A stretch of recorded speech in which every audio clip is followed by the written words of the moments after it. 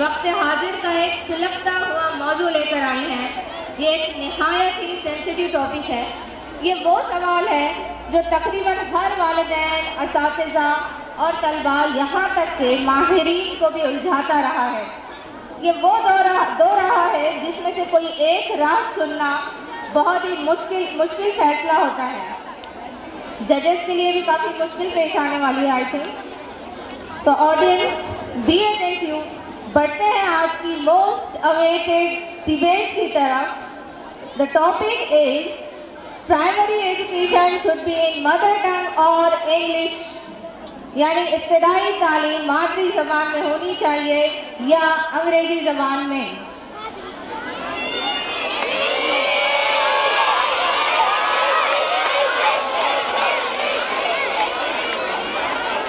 काफी cheer up हो गए हैं आप लोगों के लिए। आप रेडी हैं?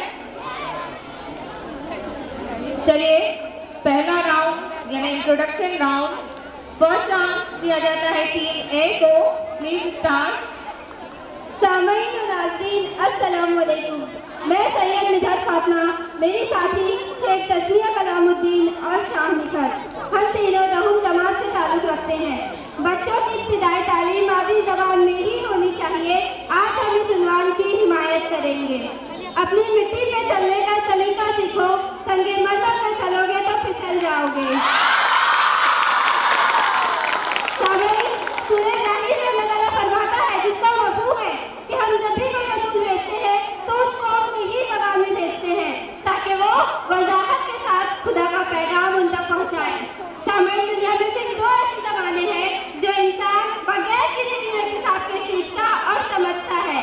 पहली मादरी ज़बान और दूसरी इशारों की ज़बान, जिसे बैनुल अक़वामी ज़बान यूनिवर्सल लैंग्वेज भी कहा जाता है। रहने मादर में ही आवाज़ की पहचान, अल्फाज और जुमलों की तरतीब का शऊर ज़हनी इंसान को खुदावंद करीम का एक अज़ीम तोहफा है।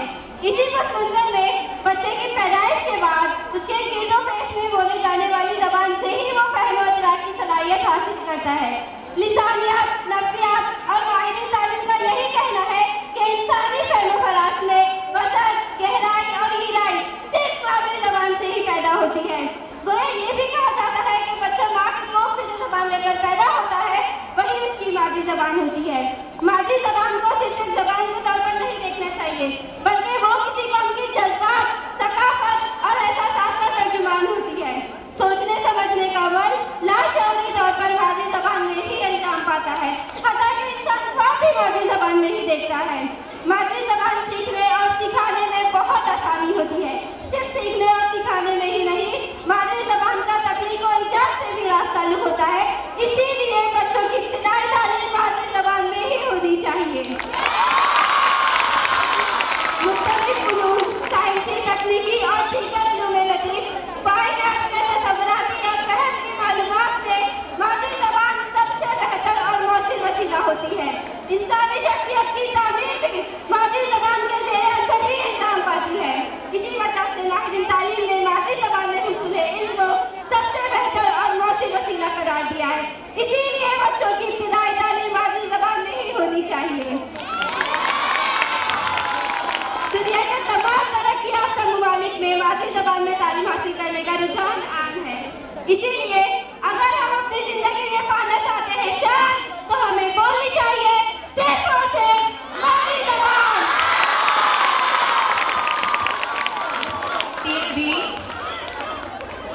टीम बी अपना इंट्रोडक्शन पेश करें।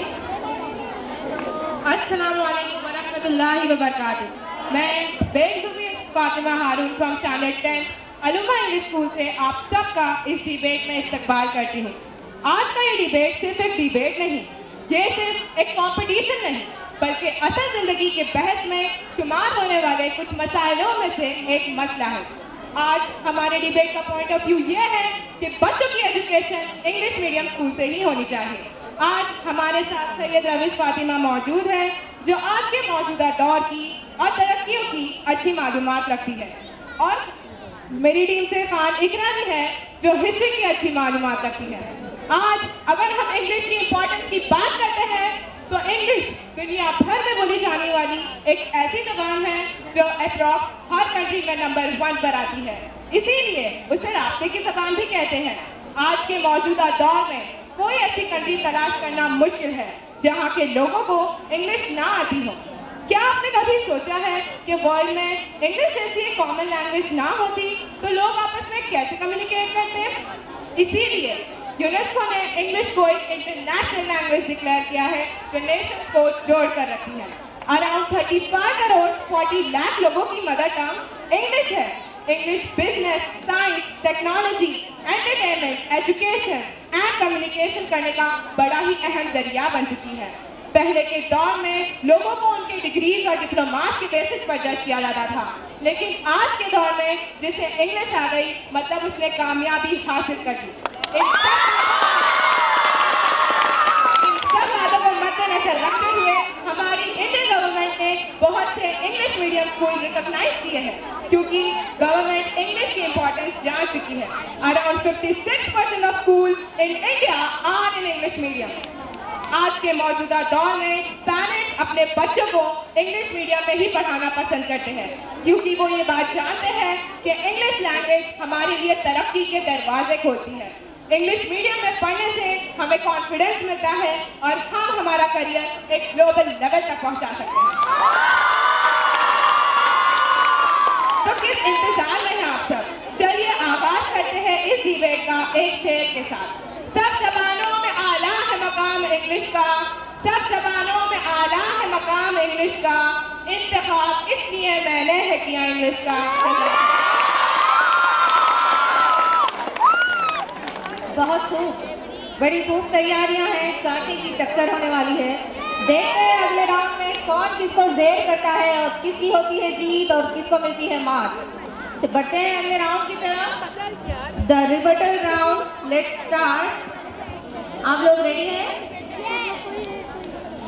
मैं आपको सवाल 1 मिनट आपको वेट करना है। जिसकी गिन रही हूँ मैं 3, 2, 1।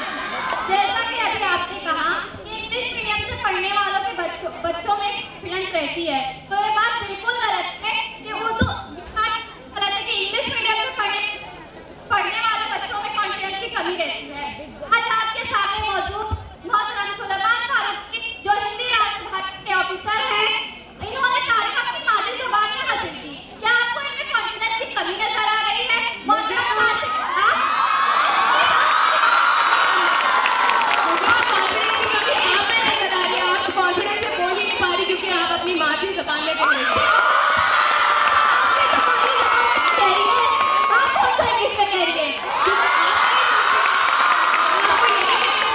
गंदगी को साफ करने के लिए गंदगी में उतरना है।